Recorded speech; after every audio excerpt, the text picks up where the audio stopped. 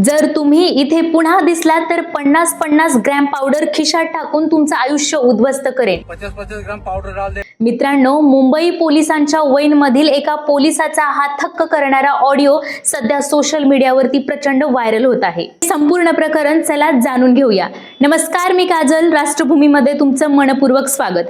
ही घटना मुंबईतील दादर येथील चैत्यभूमी आणि शिवाजी पार्क परिसरातील आहे। स्पर्धा परीक्षातील पेपर लीक आणि इतर शैक्षणिक मागण्यांसाठी काही तरुण विद्यार्थी शांततापूर्ण मार्गाने आंदोलन करत होते। यावेळी पोलिसांनी काही विद्यार्थ्यांना ताब्यात घेऊन पोलीस गाडीत बसवले।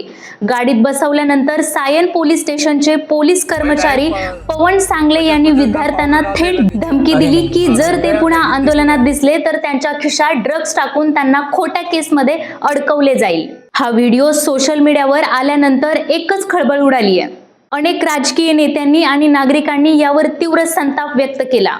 पण मित्रांनो, हा व्हिडिओ पूर्णपणे सत्य आहे याची दखल घेत गृह विभाग आणि मुंबई पोलीस प्रशासनाने तातडीने पावले उचलली आहेत। धमकी देणारे पोलीस चालक पवन सांगले यांना तातडीने निलंबित करण्यात आले असून या प्रकरणाची सखोल विभागीय चौकशी सुरू करण्यात आली आहे। रक्षण करणाऱ्या पोलिसांकडूनच विद्यार्थ्यांना अशी धमकी मिळणे कितपत योग्य आहे? तुम्हाला यावर काय वाटते? कमेंट करून नक्की सांगा। व्हिडिओला लाईक करा, शेअर करा आणि अशाच नवनवीन माहितीसाठी आपल्या चॅनलला सबस्क्राईब करायला विसरू नका।